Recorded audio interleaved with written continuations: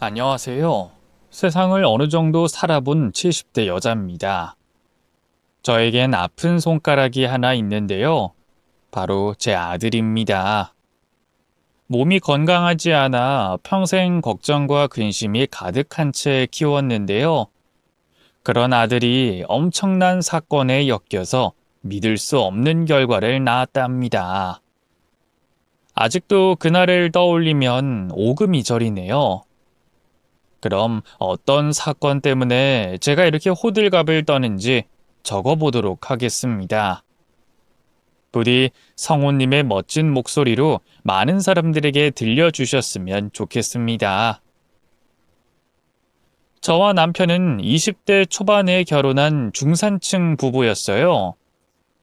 저희 두 사람은 감사하게도 부모님 덕분에 큰 고생을 피하고 안정적인 성장기를 지나 성인이 돼 결혼을 했답니다. 남편은 시아버지의 건설회사를 물려받기 위해 바쁘게 지냈고, 저는 전업주부가 돼 남편 내조만 하면서 살았어요.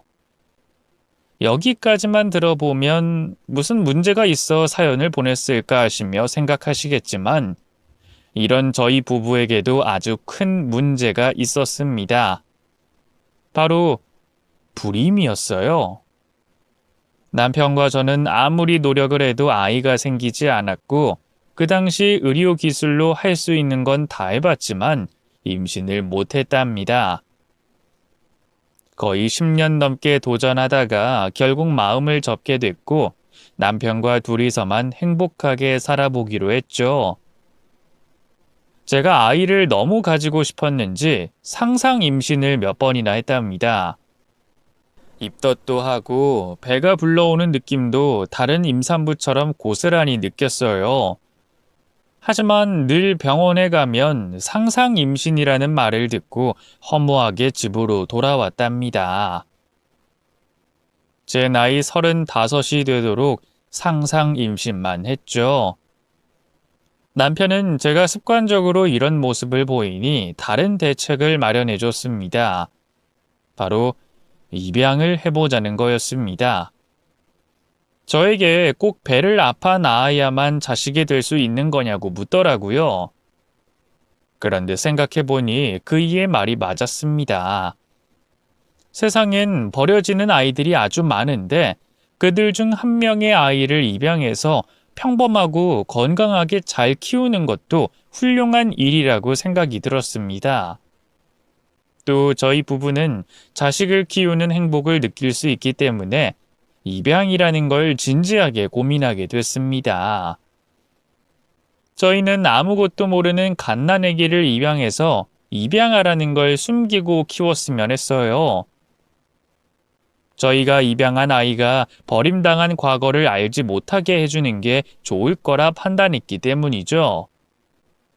그래서 여러 보육원을 찾아다니며 저희와 인연이 될 아기들을 찾아다녔어요. 마음이 움직이는 아기가 있으면 당장 입양 절차를 밟을 계획이었죠. 그런데 제가 낳은 자식이 아니라서 그런지 그냥 예쁜 아기로만 보일 뿐 엄마가 돼주고 싶은 아이는 하나도 보이지 않았어요. 남편은 사랑스러운 아기 몇 명이 보이긴 했지만 제 마음을 중요시 생각해줘서 모든 결정을 저에게 맡겼습니다. 그러던 어느 날 시골에 있는 보육원에 찾아가서 아이들을 보게 됐는데 거기서 뜻밖의 아이에게 제 마음을 빼앗기게 됐답니다. 갓난아기가 아닌 10살이나 된 어린이였죠. 삐쩍 마르고 기침을 연신하면서 제 뒤를 졸졸 따라다니는데 자꾸 눈이 가더라고요. 그래서 왜 자꾸 따라오냐고 물어봤습니다. 얘 꼬마야, 아줌마 뒤를 계속 졸졸 따라다니네? 혹시 하고 싶은 말이라도 있는 거니? 네, 아주머니. 오늘 입양할 아기 보러 오신 거죠? 근데 저도 고아예요. 아기들만 고아가 아니라 저처럼 조금 자란 아이들도 모두 고아라고요. 저 아주머니가 입양해 주시면 안 돼요? 뭐야? 입양이 되고 싶어서 졸졸 따라다닌 거라고? 꼬마의 말을 듣자 저는 가슴이 저릿했습니다. 고아원 생활이 힘들었는지 부모의 품이 고팠는지 이렇게 대놓고 자기를 입양해달라고 말하는 꼬마를 보니 제 심장을 누가 움켜쥔 기분이었습니다. 저는 눈물을 흘리며 꼬마애에게 다가가 자세를 낮추고 안아줬어요. 그리고 말했죠. 드디어 찾았다. 내 아들. 저는 갓난아기를 입양하기로 한 계획을 깨버리고 10살 꼬마애를 제 아들로 받아들이기로 하고 절차를 밟아 남편 호적에 올리며 저희 집으로 데리고 왔습니다. 남편은 한마디의 반대도 하지 않고 기분 좋게 아들을 저와 똑같은 마음으로 받아줬답니다. 입양 전 아들의 방을 멋지고 예쁘게 꾸며줬는데 그곳에 처음 본 아들은 감동의 눈물을 흘렸어요. 우와, 엄마 아빠, 여기가 진짜 제 방이에요? 정말 신나요. 그리고 가슴이 막 콩닥콩닥 뛰는데 이게 기쁨이고 행복한 감정인 거죠? 저 이런 감정 처음 느껴봐요. 고맙고 사랑해요, 엄마 아빠. 상철아, 네가 좋아하니까 엄마도 기분이 아주 좋구나. 우리가 이렇게 준비해줬으니 너도 뭔가를 해줘야겠어. 그건 바로 건강하게 잘 자라주는 거야. 아프지 말고 아주 건강해야 해. 네, 엄마. 건강하게 공부도 열심히 하는 아들이 될게요. 저 진짜 최선을 다할 거라고요. 그렇게 상철이는 처음 저희 집에 와서 행복에 겨운 채로 잠이 들었습니다. 그런데 얼마 뒤 기침을 자주 하는 아들을 데리고 병원에 데려갔더니 천식이라고 하더군요. 왜 아직까지 천식 호흡기를 쓰지 않고 지냈냐고 의사 선생님이 말씀하셨어요. 고아원에서 제대로 병을 알지 못하고 방치해둬서 천식이 더 심해졌답니다. 빼빼 마른 아들이 천식까지 있다고 하니 걱정이 많았어요. 게다가 몸이 점점 약해지는 건 물론이고 발육도 더디게 성장했답니다. 또래보다 키가 한참 작고 몸무게도 적게 나갔는데 학교 애들이 놀리고 괴롭히기까지 했어요. 그래서 전학을 보내기도 했는데 다른 학교 아이들도 마찬가지로 제 아들이 작다고 놀리거나 괴롭히더라고요. 학교 선생님한테 항의도 해보고 교장 선생님을 찾아가 일을 해결해달라고 해봤지만 학교 측은 친구들끼리 장난친 수준으로 보고 덮어버리더라고요. 그래서 제가 할 수 있는 건 학교에 시시때때로 가서 교실 창문 앞에 서서 아이들한테 제 아들과 사이좋게 지내달라고 부탁하는 것이었습니다. 이게 통하긴 했지만 제가 학교에 가지 않은 날은 항상 괴롭힘을 당하고 돌아왔어요. 아들 책에 난쟁이 똥자루라고 놀리는 비속어를 쓰기도 했고 가방에 쓰레기를 넣기도 했답니다. 초등학교 때까지는 어쩔 수 없이 시간이 흐르기만 기다렸어요. 이후 아들을 중학교에 보내지 않고 검정고시를 준비하게 하며 집으로 과외 선생님을 불렀어요. 상철이도 친구들 없이 혼자 마음 편하게 공부하는 것이 훨씬 좋다고 해줬죠. 아들은 공부하는 법을 제대로 익혔는지 14살 때 고등학생 수험생들이 푸는 문제집을 풀었답니다. 아들은 몸집이 작고 약했지만 머리가 굉장히 똑똑했죠. 그래서 18살에 조금 일찍 대학에 들어갔답니다. 수능 시험을 만점까진 아니지만 어마어마하게 높은 점수를 받아서 서울에 있는 최고로 좋은 대학교에 들어갔어요. 그런데 여전히 건강은 좋아지지 않더군요. 천식은 끝까지 아들에게 매달려서 떨어질 생각이 없었습니다. 천식 호흡기 없이는 아무것도 할 수 없었어요.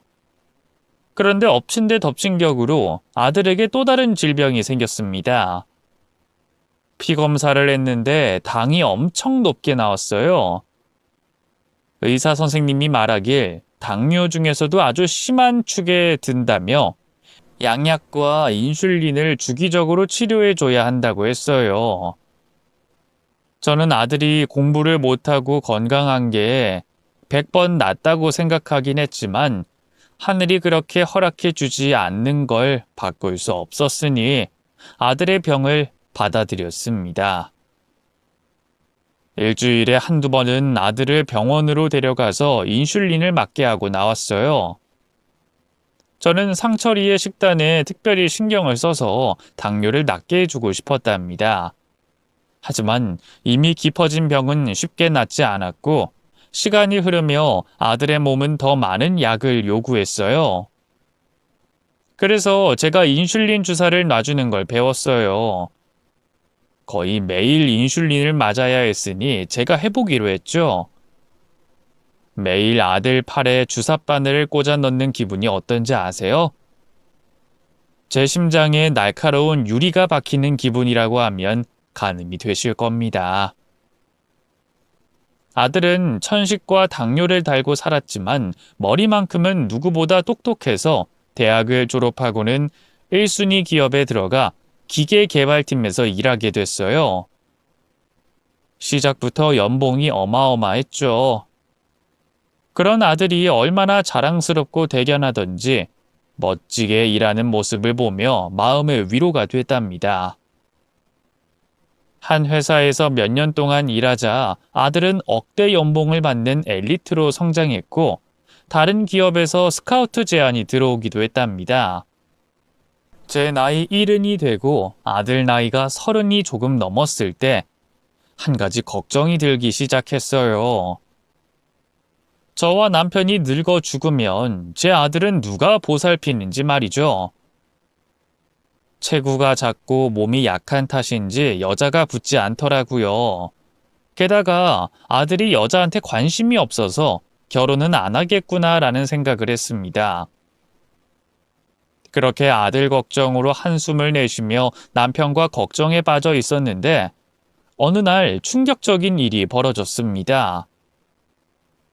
아들 녀석이 여자 하나를 데려와서는 결혼하겠다고 발표를 하는 겁니다.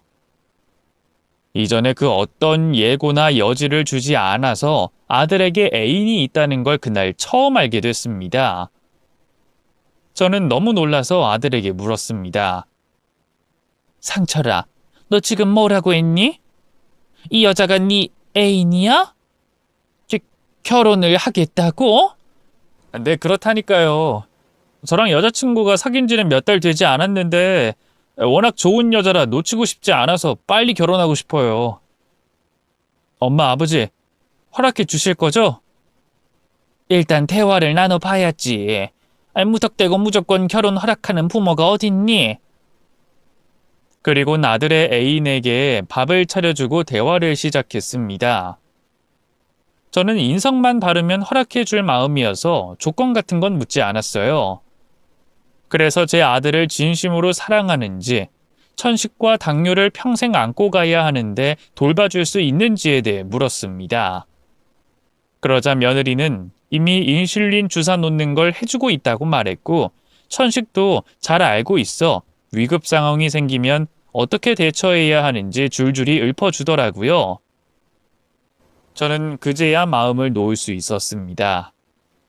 드디어 저희 부부가 없어도 아들을 챙겨줄 사람이 생긴 걸 확신했으니까요. 갑작스러운 소식이었지만 좋은 일이니 아들이 하고 싶은 대로 다 해주기로 했습니다. 신혼집을 마련하는데 2억을 보태줬고 며느리 집안 형편이 어려워서 혼수까지 저희 쪽에서 마련해주기로 했답니다. 그런데 그런 건 하나도 상관없었어요. 돈이야 앞으로 많이 벌면 되고 또 저희 부부가 아들에게 물려줄 재산이 꽤 있었으니까요. 그렇게 아들이 원하는 대로 빨리 결혼식을 치르게 됐습니다. 그런데 제가 생각했던 신혼의 모습이 아니었어요. 신혼집에 찾아갔더니 많이 당황스럽더라고요. 집안 꼴이 어지러운 건 기본에다가 뭘 먹고 지내는지 냉장고를 열어봤더니 죄다 배달 음식뿐이었습니다. 천식과 당뇨가 있는 아들에게는 자극적인 음식을 절대로 먹이면 안 되기 때문에 며느리에게 크게 혼을 냈습니다. 얘 새아가, 이게 다 뭐니? 상철이한테 천식 있는 걸 잊었어? 집안이 이렇게 지저분하면 이게 다 어디로 들어가겠니? 그리고 냉장고에 이 음식들은 다 뭐야? 너 집에서 살림만 하는 애가 배달만 시켜서 밥을 주는 거니? 어머님, 요즘 누가 밥을 하고 살아요. 그리고 요즘 식당은 다들 청결하고 맛있게 잘하거든요. 뭐 청소는 일주일에 2번씩 가사도우미 불러서 치우니까 걱정하지 마세요. 뭐가 어째? 너 당장 일어나. 내가 오늘 널 개조시켜야겠다. 얼른 말 들어. 제가 언성을 높였더니 며느리가 인상을 팍 쓰며 억지로 일어나더군요. 그런데 방에 있던 아들이 뛰어나오며 저에게 말했습니다. 야, 엄마 그만하세요. 제 아내가 뭘 잘못한 것도 아닌데 왜 소리를 지르고 그러세요? 그리고 당뇨가 무슨 죽을 병인가요? 제가 알아서 조절하면서 관리할 테니까 신경 쓰지 마세요. 제 아내한테 시짜질하지 말고 그만 돌아가세요. 저는 아들의 입에서 나오는 말이 충격이었습니다. 그래서 잠시 아무 말도 하지 못했죠. 그러자 며느리가 제 눈을 똑바로 보며 말하더군요. 어머님, 들었죠? 제 남편이 아무런 문제가 없다잖아요. 괜히 시짜질하지 마시고 어머님 집으로 돌아가세요. 상철아, 너 왜 이러니? 나한테 이런 식으로 말해도 되는 거야? 엄마가 이러는 건 다 네가 걱정돼서 그러는 거잖아. 엄마 제발 그만 좀 해요. 엄마가 이러는 거 과잉보호예요. 나 죽을 병 걸린 거 아니니까 제발 그만 좀 호들갑 떠시고 나가라고요. 아들은 결혼 뒤 완전히 며느리 편이 돼서 저에게 상처 주는 말을 쉽게 하더군요. 결국 아무것도 하지 못하고 집으로 돌아갔습니다. 남편에게 속이 상한다고 아들 집에서 있었던 일을 말해줬더니 그 이는 다 큰 자식을 어떻게 하겠냐며 그냥 두고 보자고 하더군요. 그래서 한동안은 아들의 집에 찾아가지 않다가 1달 정도 시간이 지나자 걱정이 돼서 몸이 저절로 아들 집으로 향했답니다. 다시 찾아간 아들 신혼집은 가관이었습니다.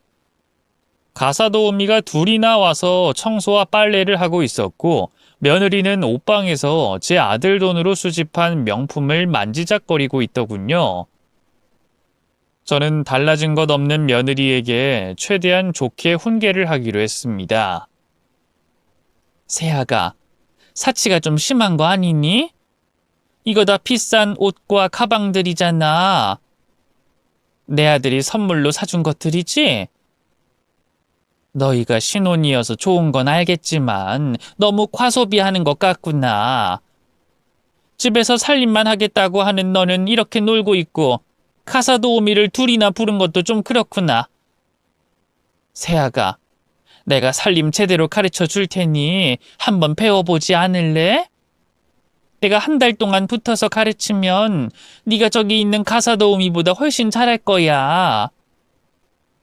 어머님, 또 잔소리하러 오셨어요? 그냥 조용히 잘 살게 냅두세요. 제 남편이 능력 있는 사람이어서 이런 선물 사주는 건 지극히 평범한 일이에요. 그리고 제가 살림하는 게 싫다고 한 게 아니라 그이가 먼저 가사도우미 쓰자고 제안한 거라고요. 아시겠어요? 그래, 알지. 근데 말이야, 네가 이렇게 사는 걸 바람직해 보이진 않는구나. 가정주부로 살기로 했으면 최소한의 일은 네가 해야 하지 않겠니? 너 요즘도 배달 음식으로 밥을 주고 있지? 어머님, 진짜 꼰대시네요? 잘 나가는 남편이랑 결혼한 여자들은 다 저처럼 살아요.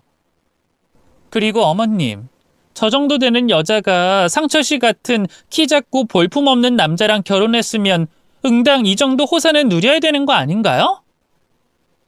뭐야? 새애기 너 지금 내 아들 외모를 비하한 거니? 네가 좀 예쁘다고 그렇게 말해도 되는 거야? 저는 최대한 화를 참아가며 대화를 시도했습니다. 그런데 그 순간 현관문이 열리며 아들 녀석이 들어오더군요. 아들은 이번에도 저에게 큰 소리를 치며 나가라고 경고하더군요. 아이, 엄마, 저희 집 오셨으면 그냥 조용히 계시다 가세요. 괜히 제 처한테 시비 걸지 말고요. 상철아, 나는 네가 좀 더 나은 환경에서 내조를 받길 원해서 이러는 거야. 네 몸이 더 악화되지 않길 바래서 이러는 거라고. 제발 그만 좀 해요. 언제까지 엄마 친마폭에 저를 가둬둘 생각이세요? 저 나이가 30 중반이에요. 다 큰 아들 걱정은 그만해도 된다고요. 또 제 처를 곤란하게 하시면 가만 안 있어요. 저희 신혼집에 출입 금지시킬 겁니다. 저는 아들의 말을 듣고 하도 기가 차서 온몸이 사시나무처럼 떨렸습니다. 제가 낳진 않았지만 수십 년을 금이야 오기야 키운 자식이 이런 식으로 나오니 가슴 깊이 상처가 새겨졌답니다.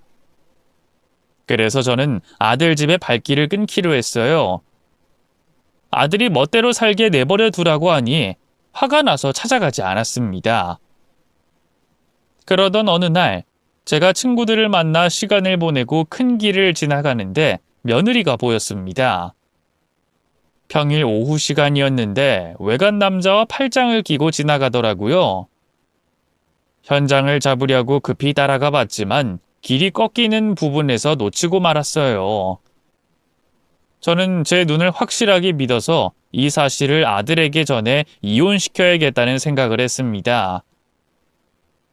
아주 마음에 들지 않았던 며느리를 치워버릴 기회였죠.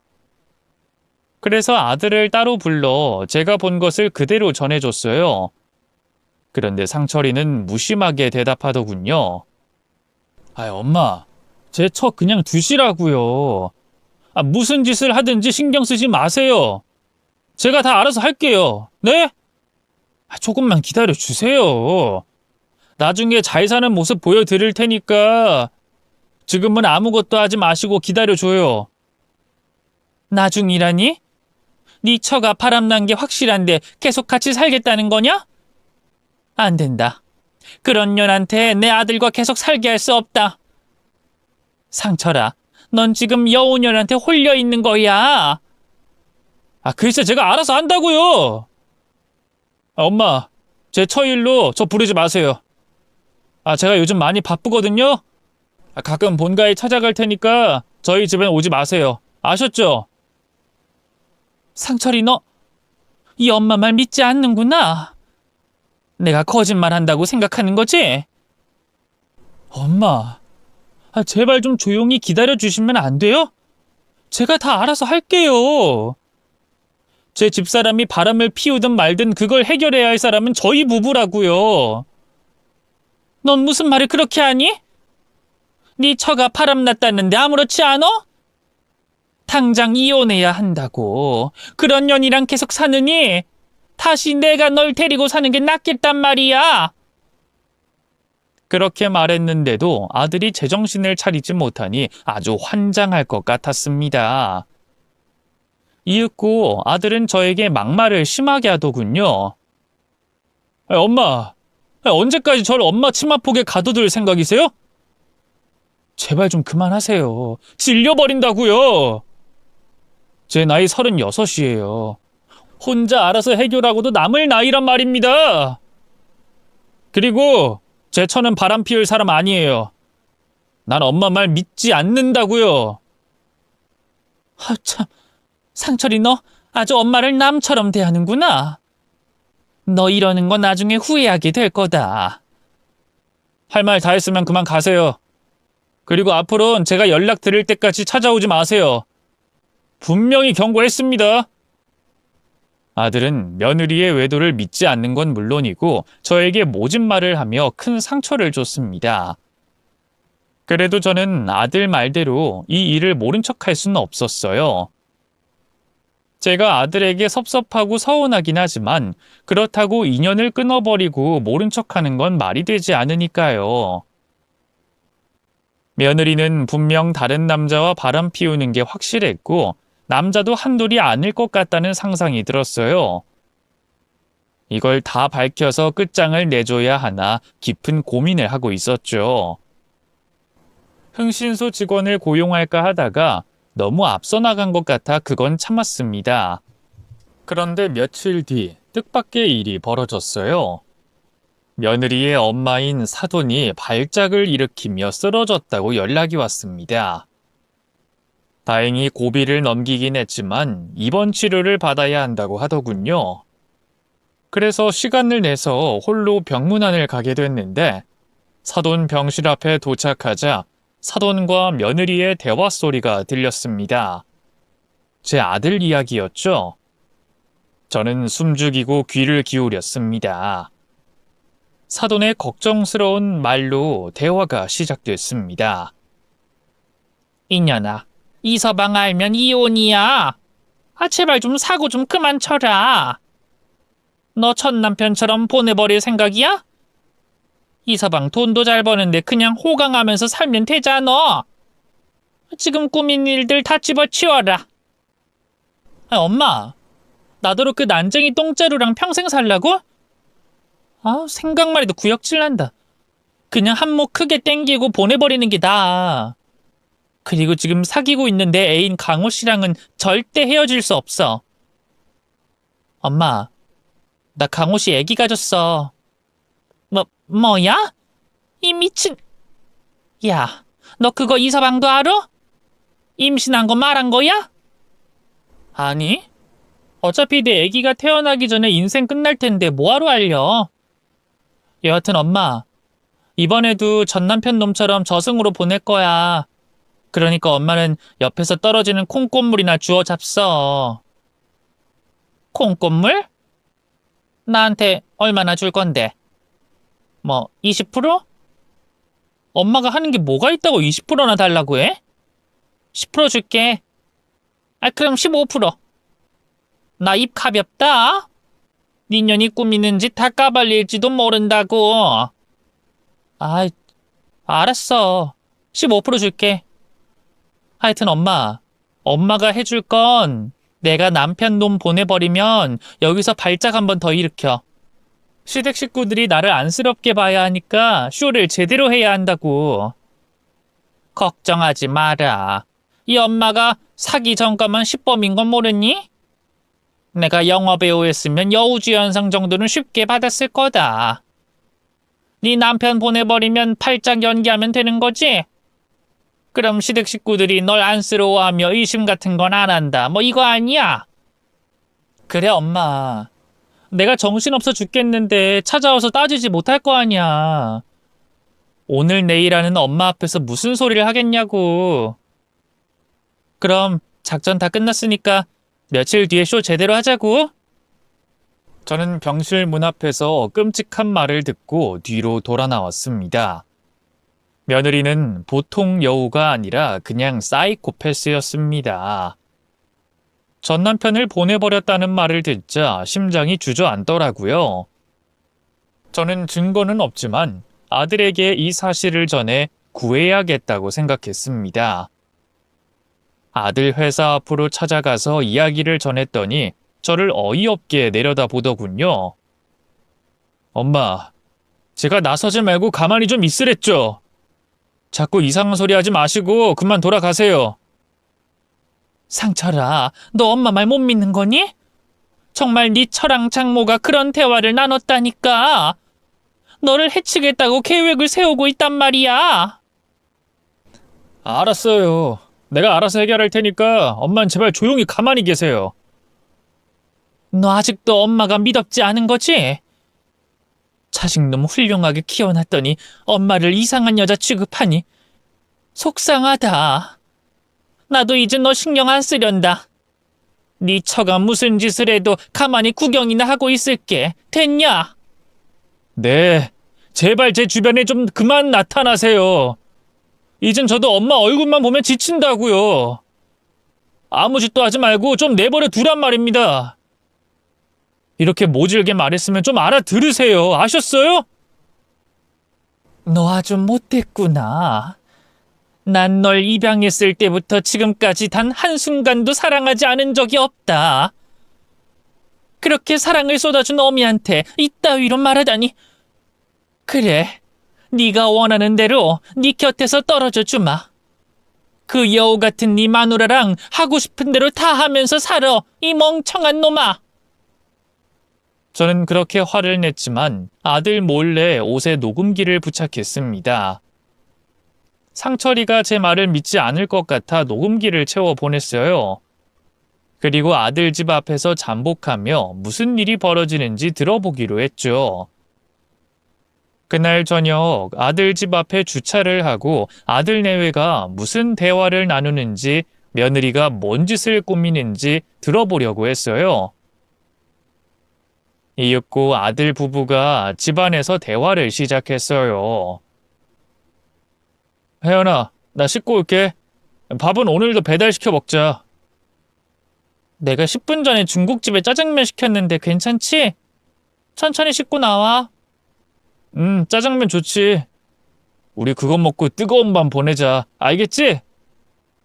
어머, 오빠도 참 쑥스럽게. 알겠어. 내가 오늘 오빠 홍콩으로 보내줄게. 여기까지는 수상한 게 없어 다음 대화를 기다렸는데 며느리가 몰래 통화하는 목소리가 들렸어요. 아들이 벗어놓은 옷이 다행히 거실에 있었나 보더라고요. 자기야. 쉿, 조용히 통화해. 왜 전화했어? 오늘 그날 맞지? 당신 남편 보내는 날. 응, 안 그래도 짜장면 시켰어. 거기다가 수면제인 졸피뎀을 여러 알 갈아놓은 걸 뿌려줄 거야. 이거 먹으면 끝날 거야. 또 실패하면? 자기가 지난번에 쥐약이랑 표백제랑 다 먹여봤다며. 근데도 저렇게 멀쩡하게 살아있잖아. 이것도 실패하면 그냥 지난번처럼 베란다에서 추락시켜버리자. 아니야. 똑같은 추락사는 오바야. 경찰이 냄새 맡을 거라고. 그리고 지금 난쟁이 꼬만 남편 새끼는 왜 계속 실패했는지 모르겠어. 확실하게 약을 탄 음식을 먹었는데 말이야. 여하튼 오늘은 아니야. 확실하게 보낼 수 있어. 그러니까 나만 믿고 기다려. 오빠, 나 오빠 애기 가진 거 알지? 우리 제대로 한몫 땡겨서 외국으로 가서 살자. 일이나 성공해. 이번에도 실패하면 나 더 이상 너 안 만난다. 괜히 꼬리가 길면 잡히고 말거든. 알았어. 걱정하지 마. 스탠바이 다 됐으니까 오빠는 가만히 기다리고 있어. 내가 끝내고 전화할게. 녹음기에서 들려오는 목소리를 들어보니 며느리 년이 음식에 수면제를 집어넣으려는 계획을 확실히 알게 됐습니다. 그런데 제가 그 사실을 알았을 땐 이미 짜장면 배달부가 배달을 하고 돌아간 뒤였어요. 지금 당장 뛰어가서 막지 못하면 아들에게 큰일이 일어날 것 같아 아파트 1층 출입문 쪽으로 달려갔습니다. 그 순간에는 경찰에 신고할 생각은 떠오르지 않았답니다. 그런데 문을 열 방법이 없어 주민이 나오거나 들어가길 기다렸어요. 하지만 아무도 나타나지 않아 하는 수 없이 아들에게 전화를 걸었습니다. 짜장면을 먹지 말라고 전해줄 생각이었죠. 하지만 아들은 제 전화를 받지 않았습니다. 느낌이 쎄한 게 이미 짜장면을 먹고 의식을 잃은 게 아닌가 싶더라고요. 저는 너무 놀란 나머지 잠시 쇼크 상태가 됐어요. 눈앞이 캄캄하고 귀에는 아무것도 들리지 않았답니다. 분명 아들 아파트 앞에 서 있는 건 분명했는데 몸이 굳어서 움직일 수 없었습니다. 그런데 잠시 후 119 구급차 사이렌 소리가 귀에 들렸어요. 저는 쇼크가 풀렸는지 눈앞에 사물이 보이기 시작했고 몸도 움직일 수 있었습니다. 구급대원들이 들것을 가지고 아파트 출입문을 강제로 개방해서 엘리베이터를 타고 올라가더군요. 저 역시 그들을 뒤따라 계단을 뛰어올라 아들 집 앞에 도착했습니다. 이윽고 들것에 실려 나오는 사람을 보고 경악하고 말았습니다. 의식을 잃은 건 제 아들이 아니라 며느리였어요. 이게 어떻게 된 일인지 모르겠지만 제 아들은 멀쩡하게 걸어 나오더군요. 상철아, 너 괜찮니? 어디 다친 데 없어? 난 네가 쓰러진 줄 알고 왔는데 네 처가 쓰러진 거냐? 분명 너한테 약을 먹인다고 했는데. 엄마가 그걸 어떻게 아세요? 어디서부터 어디까지 알고 오신 거예요? 내가 너한테 말했었잖아. 네 처가 수상한 일을 꾸민다고. 그래서 내가 널 지키려고 네 옷에 녹음기를 달아놨다. 그리고 네 처가 다른 남자와 통화하는 걸 방금 들었다고. 널 해칠 계획을 짓거렸단 말이야. 아, 엄마도 참. 제가 가만히 기다려달라고 부탁했는데 이렇게까지 하셨네요. 엄마, 제가 다 말씀드릴 테니까 일단 구급차 따라서 병원으로 가요. 제가 가서 처음부터 다 말씀드릴게요. 저는 일이 어떻게 돌아가는지 영문도 모른 채 일단 아들 차에 올라 며느리가 실려간 병원으로 쫓아갔습니다. 며느리는 위세척을 하고 링거를 맞고 회복하는 시간을 가졌어요. 의사 선생님은 졸피뎀을 한꺼번에 먹으면 큰일 나는 걸 몰랐냐며 볼멘 소리를 했답니다. 그제야 며느리가 제 아들에게 먹이려고 했던 수면제를 지가 먹고 의식을 잃었다는 걸 확실하게 알게 됐죠. 저는 아들에게 물었습니다. 이 모든 게 어떻게 된 건지 확실하게 알려달라고 말이죠. 상철이, 너 엄마 말 귓등으로 듣더니 오늘 일은 어떻게 된 거야? 나더러 어디까지 알고 있냐고 말한 건 무슨 뜻이니? 가만히 있지 말고 설명 좀 해봐. 아들은 마른 세수를 하며 머리를 긁어대더니 한숨을 길게 내셨습니다. 이건 나중에 다 말씀드리려고 했는데 오늘 말씀드려야겠네요. 저 여자, 저 집사람 이혜은 말이에요. 사실은 내가 사랑해서 결혼한 여자가 아니에요. 이 모든 건 제 계획이었어요. 뭐야? 사랑해서 결혼한 게 아니라니? 그게 웬 뚱딴지 같은 소리냐? 원래 저런 사이코인 줄 알고 결혼했다는 거야? 자세히 좀 말해봐라. 어디부터 이야기해야 할지 모르겠네요. 엄마, 저 고아원에 있을 때 친하게 지내던 형이 하나 있던 거 기억하세요? 승찬이 형이라고. 글쎄, 기억이 가물가물해. 근데 그 승찬이라는 사람이 왜? 실은 승찬이 형이랑 계속 연락하고 만나면서 지냈어요. 저랑 친동생처럼 잘 챙겨주던 사람이었으니 계속 인연을 유지했죠. 저희 두 사람이 어떤 우정을 나눴는지는 생략하고 형하고 잠시 연락이 끊긴 시기가 있었어요. 여자를 만나서 결혼해서 가정 꾸렸다는 것만 알고 있었죠. 근데 몇 달 뒤에 부고 문자가 왔어요. 형이 세상을 떠났다고요. 경찰이 말하길 형이 베란다에서 극단적 선택을 하고 떨어졌다고 하더라고요. 유서까지 남기고 세상을 떠났어요. 그런데 제가 아는 형은 절대 그런 바보짓을 할 사람이 아니에요. 고아원에서 나와서 사회생활 하는데 많은 역경을 다 이긴 사람이라고요. 말도 안 되는 사채를 끌어 썼다는 말이 유서에 적혀 있는 걸 보고 믿기지 않았어요. 제가 아는 형은 누구에게도 10원 하나 빌려본 적 없는 사람이거든요. 혼자 악착같이 일해서 모은 돈이 어마어마하게 많았던 사람이라고요. 씀씀이도 매우 절약하는 사람이 왜 사채를 끌어다 쓰겠냐고요. 이상해도 너무 이상했어요. 어쨌든 이 사건은 그렇게 극단적인 선택으로 단순 종결이 됐죠. 근데 이상한 게 보였어요. 장례식장에서 깔깔 웃던 형수의 모습이 눈에 들어왔어요. 그 순간 분명 형의 추락은 자의가 아니라 타의로 인해 일어난 사건이라는 걸 말이죠. 그래서 시간을 두고 계획해서 그 형수라는 여자한테 접근했어요. 아들이 왜 고아원 형의 이야기를 구구절절 하는지 이해가 되지 않았어요. 그래서 물었죠. 그게 지금 너랑 네 처랑 무슨 관계가 있다는 거냐? 엄마, 그 형수가 저기 누워있는 집사람이에요. 제 마누라라고요. 형의 장례식을 마치고 형수를 감시해봤는데 역시나 형을 세상 떠나게 만든 장본인이 맞더라고요. 보험금 노린 범죄였죠.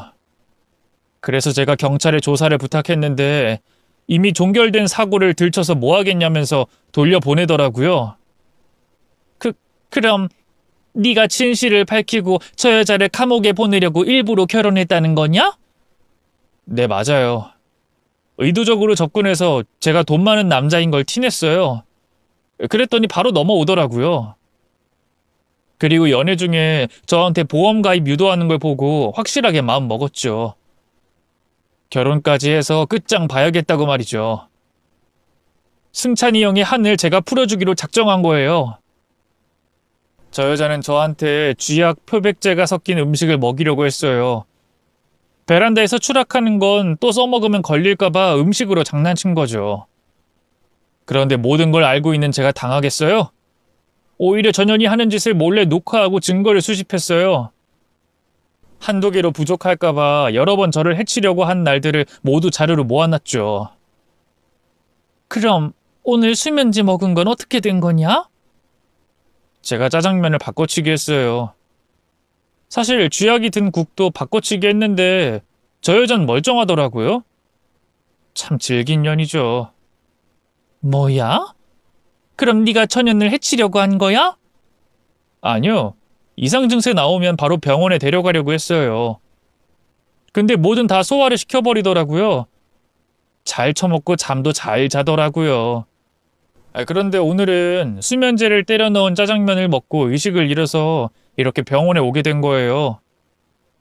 제가 경찰에 모든 자료 보냈으니 전현은 깨어나면 잡혀갈 겁니다. 저는 아들이 밝힌 진실에 안도의 한숨이 나왔습니다. 상철아, 그럼 엄마한테 미리 말이라도 하지 그랬냐? 너 그동안 나한테 모질게 군 거는 왜 그런 거야? 그것도 계획이었니? 엄마, 그건 진심으로 죄송해요. 집사람한테 완전히 믿음을 줘야 하는 연기가 필요했어요. 제가 집사람에게 완전히 넘어간 걸 보여줘야 저에게 무슨 짓을 벌일 것 같아서 그렇게 했어요. 그리고 엄마까지 이 사건에 엮이면 큰일 날 것 같아서 제 곁에서 잠시 멀어지게 하려고 모진 말을 했어요. 엄마, 제가 진심 아니었던 건 아시죠? 속상했다면 사과드릴게요. 아휴, 다행이네. 나는 네가 정말로 네 처한테 홀려버려서 엄마 아빠를 버리는 줄 알았다. 그래서 매일 사는 게 고통이었다고. 제가 안도의 한숨을 연신 내쉬자 아들이 제 손을 꼭 잡아주며 절대 부모 자식 간의 연을 끊을 일은 없다고 말했습니다. 자기 인생의 은인인 저한테 절대로 가슴에 못 박는 일은 없을 거라고 덧붙였죠. 한편 형사들은 영장 발부가 되면 병원으로 오겠다고 연락이 왔어요. 그동안 저희 모자에게 며느리를 감시하고 있으라고 했답니다. 링거를 맡고 있던 며느리는 눈을 뜨며 의식을 차렸어요. 오빠, 어떻게 된 거야? 내가 왜 병원에 있는 거야? 자기야, 일어났어? 왜 병원에 있겠어? 잘 생각해봐. 난 짜장면 먹던 기억밖에 없는데. 그리고 지금 눈을 뜬 거라고. 혜연아, 네가 짜장면에 뭘 넣었는지 생각해봐. 내가 먹을 짜장면에 말이야. 그게 무슨 소리야? 며느리가 당황한 얼굴로 묻자 아들이 피식거리며 대답했습니다. 무슨 소리긴. 니년이 나 보내버리려고 졸피뎀 갈아 넣었잖아. 그거 내가 바꿔치기 한 거야.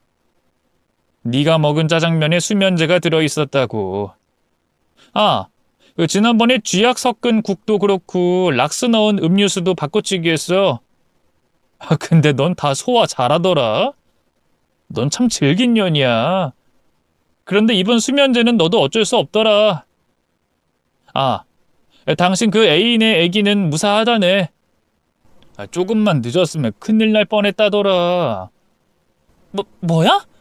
그럼 당신 다 알고 있었어? 도대체 당신 정체가 뭐야? 내가 무슨 짓을 하는지 알고 날 가지고 논 거야? 아니, 누구긴. 네가 저 세상으로 보내버린 이승찬과 고아원에서 함께 살던 동생이지. 넌 날 기억 못하지? 장례식장에서 내가 널 죽일 듯이 쳐다봤는데도 넌 애인놈이랑 시시덕거리느라 날 제대로 못 본 모양이야. 내가 접근하는데 처음 보는 사람처럼 대하더라? 지금 생각해보니 차라리 그게 잘된 일이었어. 네가 내 친형 같은 사람을 골로 보내고 보험금 타먹은 거 밝히려고 너와 결혼한 거다, 이 사이코패스년아! 아들이 진실을 말하자 며느리는 침을 흘리면서 경악하더군요. 뭐 이런 개 같은 경우가 다 있어. 네 놈이 날 속인 거라고? 내가 하는 짓 모두 알고 있는 것도 모자라 음식을 바꿔치기 했단 말이야? 이런 내가 널 사전에 조사하지 않은 게 잘못이다. 조금만 알아봤다면 이승찬이랑 연관된 걸 알아냈을 텐데. 젠장을. 맨날 사기만 치고 다녔는데 이번엔 내가 사기를 당했네? 어이가 없어. 그래서 지금 날 살린 이유는 뭐야? 병원으로 왜 데리고 왔냐고? 왜겠어. 너 같은 년은 편하게 세상 떠나면 안 돼. 평생 괴롭게 감옥에서 갇혀 벌을 받아야 한다고. 설마 경찰에 신고했어? 이런 미친. 저리 비켜! 나 지금 임신 중이야. 애를 감옥에서 낳을 순 없다고. 며느리는 벌떡 일어나 링거거리를 잡고 저희 모자에게 휘두르며 비키라고 소리쳤습니다. 아들은 머리를 맞고 넘어졌어요. 그리고 다음 상대인 저에게 마구잡이로 휘둘더군요. 제가 칠순이 넘은 여자지만 지켜야 할 아들이 있는 엄마였기 때문에 힘이 저절로 불끈 솟았습니다. 저는 링거거리를 두 손으로 잡고 빼앗았습니다. 그리고 며느리의 몸뚱이와 면상을 사정없이 갈겼습니다. 새로 만들어진 링거거리는 며느리의 온몸에 멍자국과 상처를 냈답니다. 이 늙어빠진 년이 감히 날 공격해? 야, 이년아. 시간만 충분했으면 네 년을 갈아버릴 텐데. 짭새들이 온다고 하니 오늘은 봐준다. 나 튀어야 하니까 비켜. 웃기고 있네. 지금 날 갈아버려봐. 그러지 못하면 넌 여기서 한 발짝도 못 나가. 이 할망구가 진짜 저승사자한테 업혀가고 싶어 난리구나. 좋다, 이년아. 내가 니년 골로 보내고 나가주겠어. 며느리는 무기가 될 만한 걸 찾다가 베개를 집어들더군요. 저는 어이가 없어 웃었습니다. 지금 나랑 베개 싸움 하자는 거야? 그거로 날 골로 보낼 수 있겠니? 닥쳐! 니까짓 건 이 베개 하나면 돼. 그럼 준비해라. 지옥에 갈 준비 말이야. 며느리가 악을 쓰며 베개를 들고 저에게 달려들었는데 제 아들이 며느리의 다리를 걸어 잡아뜨렸습니다. 그리곤 저와 아들은 발로 며느리를 밟기 시작했습니다. 이런 년은 맞아도 싼 년이니 경찰이 오기 전까지 흠신 두들겨 패기로 했답니다. 이윽고 며느리는 바닥에 납작 엎드린 채 기절했어요. 그리고서 영장을 챙겨온 형사들이 병실 안으로 들어왔습니다. 바닥에 쓰러진 며느리를 보고 조금 놀라긴 했지만 흉악범이라서 그런지 저희 모자에게 왜 이렇게 때렸냐고 묻진 않더군요. 그저 제 아들이 큰 공을 세워 고맙다고만 하고 며느리를 질질 끌고 나갔습니다. 저는 모든 상황이 끝나자 두 다리에 힘이 풀려 병실 침대 위에 걸터 앉았어요.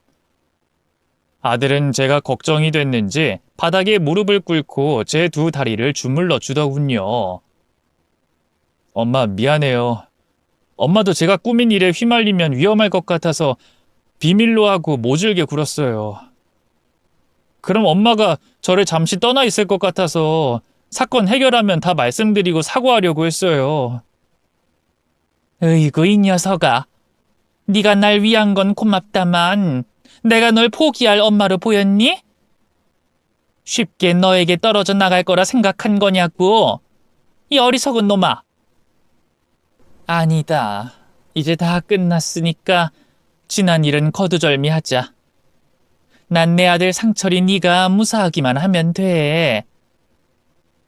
그렇게 아들과 대화 몇 마디로 화해를 하게 됐습니다.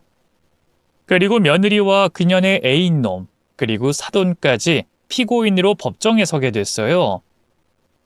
세 사람은 아들을 해치려고 한 죄와 이승찬 씨의 추락사를 꾸민 게 모두 들통나서 감옥에 들어가게 됐습니다. 모두 무거운 형량을 받아 다시는 사회에서 뜨는 빛을 볼 수 없게 됐죠. 재판까지 다 끝나고 다시 일상으로 돌아갔는데 이듬해 아들 녀석이 진심으로 사랑하는 여자가 생겼다며 집으로 데려왔어요. 병원에 자주 가는 아들이 담당 간호사와 눈이 맞았더라고요. 아들의 천식과 당뇨를 누구보다 잘 알고 있어 걱정을 내려놓을 수 있었네요. 아들 내외는 아주 잘 어울리는 한 쌍으로 행복하게 신혼을 보내고 있답니다. 저와 남편은 달라진 것 없이 잘 지내고 있고요. 지금까지 저희 며느리 이야기를 들려드렸는데 역대급 사건이라 충격적이시죠? 이번 기회에 보험 범죄를 깊게 알게 됐는데 제 며느리 같은 사람이 생각보다 훨씬 많다고 합니다. 뉴스에 나오지 않은 사건들이 훨씬 더 많답니다. 혹시 자식을 결혼시킬 입장이시면 며느리나 사위가 갑자기 보험을 여러 개 가입하는지 확인하시길 바랍니다. 꼭이요. 그럼 저는 여기서 글을 줄이고 물러가겠습니다. 끝까지 들어주셔서 감사합니다. 안녕히 계세요.